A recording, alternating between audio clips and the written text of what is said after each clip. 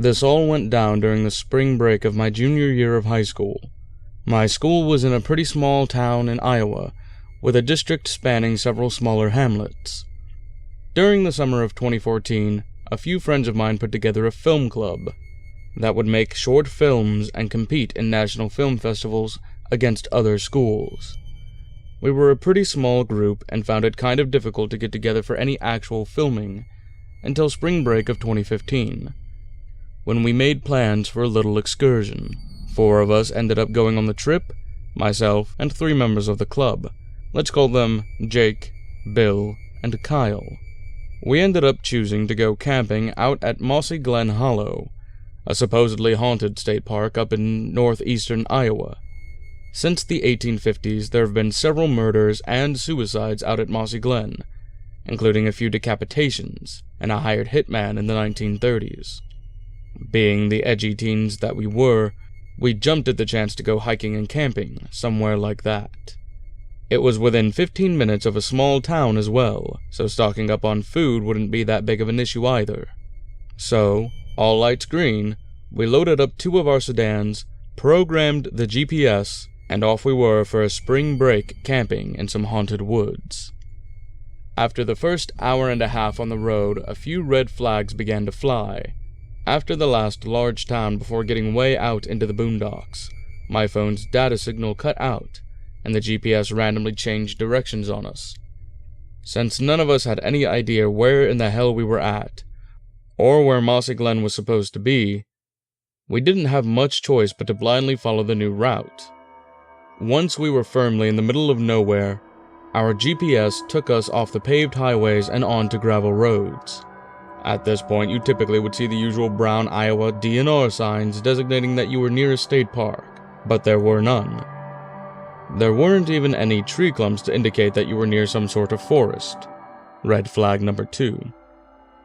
Another 10 minutes or so into the drive, and the gravel road soon turns to a dirt road, then a low-maintenance road, then a Class B minimum maintenance road. With Iowa's dedication to road preservation, this basically means that somebody probably came by and took a peek in the 90s and then promptly forgot about its existence. As we came around the last hilly bend that the GPS shows on our route, we see a farmhouse with a large machine shed, with no lights or activity around either, and no cars in the driveway. A bit weirded out that a house would be right next to a state park, we slow down and keep rolling. To our dismay, however, the road dissolves into a mess of washed tractor tire gouges from last fall's harvest. We stop the cars as far down as we can pass without getting hung up on a frozen rut and unpack some of our equipment. The road gradually narrows, snakes down the middle of a field, and turns down into a small but very thick clump of woods at the bottom of a wide ravine. We get out and hike down the gradually steepening slope and take in the scenery. At first, everything looks like a pretty damn cool set to film at. There are several limestone outcrops hanging off of the hillside, a footpath with some picturesque tree overhang, and even a few birds out that made an unseasonal return from wintering down south. We can all hear some water running, but can't identify a source from the trail. Looking off in any direction, all we could see was a seemingly endless sea of trees. At the bottom of the hill was a small pond in the middle of a grassy clearing with a fence. As we approached the fence, we noticed a sign. Private property. Keep out. Bill checks his watch and realizes that it's almost time for dinner, so we trek back to our vehicles and hook up the GPS. The nearest town over was a little place called Edgewood that had several diners and a gas station to load up on supplies for the week. We brought some canned food, but not much beyond that. As we got to town, we realized that Edgewood was a lot smaller than we had expected. Less than 900 people it would turn out. Everyone knows everyone in these small towns, so we got several weird looks when 4 strangers rolled up with plates from the other side of the state. Kyle thought to ask the cashier and a few people at the gas station about Mossy Glen Hollow, and why the only route in was through some dude's field on a busted-out dirt road. To our surprise, nobody had even heard of a place called Mossy Glen. Nor could they figure out why the hell 4 high schoolers suddenly rolled into town looking for the place. Red flag number 3. We shrug it off as just a few crazy locals and take off back down the dirt trail. As we round the corner near the farmhouse, We notice that all the lights are still off and nobody seems to be home. I suggest that we leave some sort of note on the house door that we're going to be parking on the side of the road near their place, just to be safe. It's starting to get late in the day, and being this far out in the country, it wouldn't be unheard of to come face to face with a shotgun when the homeowners find our cars. Since the road is impassable from that point on anyway, parking there wouldn't realistically block anybody off of the road and would still technically be on public land. We hike back down the wooded trail and start scouting for a place to set up camp for the night, making sure to be on the public side of the fenced pond area. We discover that the sea of trees that we saw earlier was actually quite a bit thinner when seen from below. In fact, the dirt path led to a decently sized clearing with a creek and small waterfall cutting through the limestone deposits. None of us could believe we had missed such a thing a few hours earlier, when Bill comes to a realization. He disappears around the corner back into the trees and emerges at the top of the trail a few minutes later. Though we could plainly see him, the trees lined up just right so that he could not see anything beyond the rocks below the path ledge. Continuing further up the creek, we notice that there are conveniently placed rocks, about the perfect distance apart to step without disturbing the water or surrounding rocks. One could walk almost silently up and down the creek while the sound of the water masked the steps. Not thinking much of it, we take some pictures of the large moss-covered boulders all around and get some pretty nice scenic shots. We find a place to make camp and everything is going great until we approach the waterfall. Just before the waterfall sat a clearing without any large boulders or rocks, and an odd arrangement of logs. One sat horizontal, supported at each end by two piles of rocks. In front sat a crude stone circle with a pile of burnt logs inside of it. A fire pit with a bench. Though a bit surprised at first, we shrug it off as some weekend project that the people up at the house put together. After all, with such a cool place just a short walk from home, why not? I have a similar fire pit set up at home, so I'm not too concerned. "Hey, what the hell is this?" Kyle yells from a boulder a few yards ahead.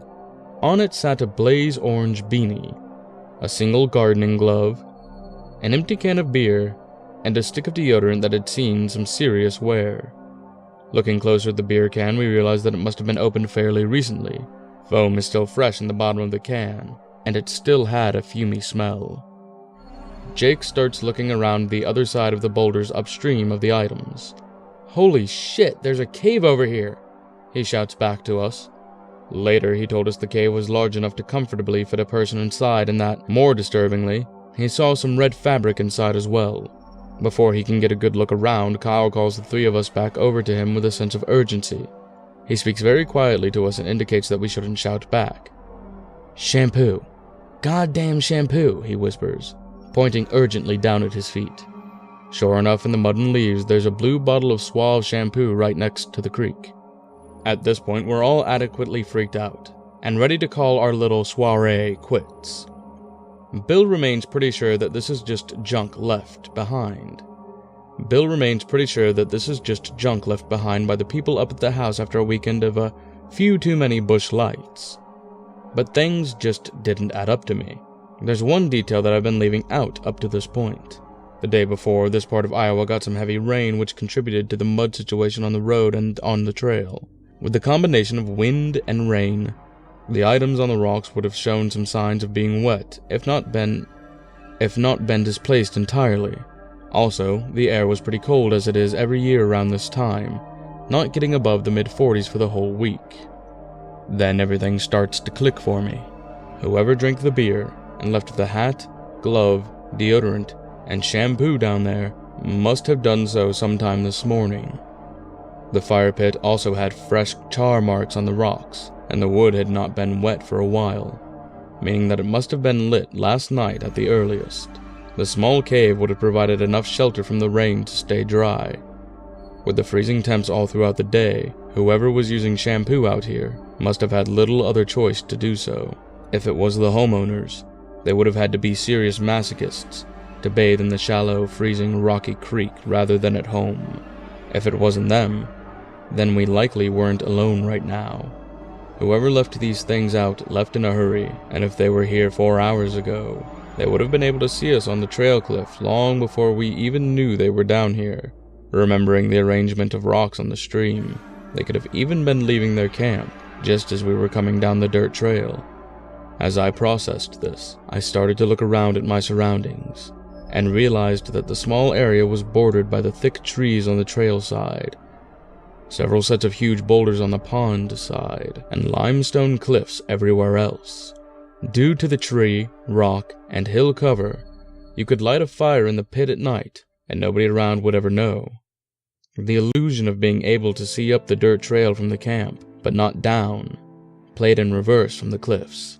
If you were wearing brown or green, you could easily see down from the rocks on top of the camp below while blending in with the trees above. Coming to these realizations, I noticed something else, something more sinister. The birds and small animals that we previously heard are now quiet. Aside from the soft babble of the creek, the entire place is completely quiet. As I start to explain this to the rest of the group, I see the wheels turning in their heads as well. Jake starts to head back to the cave when a small rustling up on the limestone ridge catches our attention. Something large was shifting around up there, something that apparently didn't want Jake to see what was in that cave. We all look up, and whatever or whoever made the noise starts shuffling down the ridge towards the makeshift camp. Because of the high cliff, the only way down to us would be by going all the way back down to the pond and then double back up the stream. Realizing this, and almost shitting ourselves at how open we were, we book it back to the stream, up the dirt path, across the field, and back to our cars. On the drive back to Edgewood, we all try to process what the hell just happened back there. I take a look at a satellite map, and the only really accessible way to the cliff where we heard the noise would be to walk up there from the pond. It was just too craggy to approach from the adjacent field to the east. Whatever made that noise would have had to be large too, and a deer getting up there wouldn't necessarily be out of the question. It would have had some incredible timing to have started moving around just as Jake started looking at the cave and whatever red fabric was inside. Kyle found a report of an escaped convict from a local prison a few weeks ago and was convinced that it was his camp that we found, though we were all doubtful at best of this idea. To satisfy his concerns, we agreed to report the strange things we found to the police anonymously, since we all really wanted to get home at this point. None of us followed up on them though, and I doubt anything came of it. A small, close-knit town police department gets a report of strange sightings from some stranger the same day that 4 high schoolers roll up and park outside a farmer's house for a few hours and then book it out. Doesn't exactly spell high-threat criminal activity to me. Still, things still just don't seem to add up. Whoever came running down that cliff, if indeed it was a who, wanted to keep whatever was inside that cave hidden, but not enough to actually fight 4 decently tall and able teenagers. We figured he just wanted to scare us off, since the noises seemed to stop once we reached the dirt path. I thought it odd that someone living out in the woods with something seemingly to hide would set up shop in a state park. That is, until I checked my GPS again. The little reroute that it took us on was an old entrance to the park that had been cut off by the purchase of the lake area, sometime between the map records used for Google's navigation being updated and to that day. The current entrance to the park is about 2 miles north of where the GPS sent us, thinking it found a faster route. The place we were at was still public land for sure, but not quite what we pictured. So, dude in Mossy Glen Hollow, let's not meet. This happened sometime between 2007 and 2008, in a small town in Alberta, Canada. I was about 10 at the time and my friend John was about 11. The town was in the foothills, so there was plenty of remote forest area just a few minutes' drive in any direction. The town I lived in had many walking trails in the surrounding woods.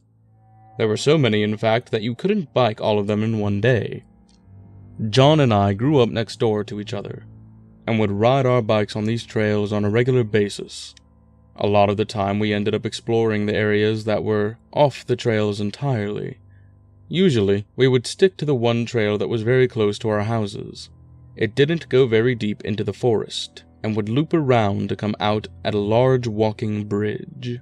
The day this incident happened, we decided to go down the trail that was opposite to the one we usually rode down. This trail went deep into the woods, and had a few bridges and foot trails that branched off. On this trail, there is also an abandoned baseball diamond, that we would sometimes go visit, but we never went farther than that. This time we decided to go as far as we could down the trail. The ride to the baseball diamond was pretty uneventful. When we got there, we took a short break. After we were done resting, we continued down the trail into uncharted territory. I don't remember any specific details of this part of the ride, but at some point we decided to take a foot trail that came off the gravel main trail. We had to walk, so we left our bikes in a bush near the beginning. We came to a clearing that opened up to a clear-cut operation, where all the trees had been cut down, and the ground was still extremely torn apart and covered in sticks and debris. We had to walk across a small portion of this terrain before we came to the trail again. When we got back on the trail, I noticed a tarp in the trees up ahead. I pointed it out to John, who thought it would make a good fort. When we approached the tarp, we noticed a foul smell coming from the area. It turned out to be a makeshift tent, complete with a burnt-out fire and a large pile of garbage and bottles. Inside was a dusty sleeping bag and a duffel bag that looked full. John tried to go inside and retrieve the bag when we heard something from ahead of us in the forest. It was a man wearing a torn-up jacket and black sweatpants. He seemed very tall at the time and had a short beard. He has long, greasy black hair.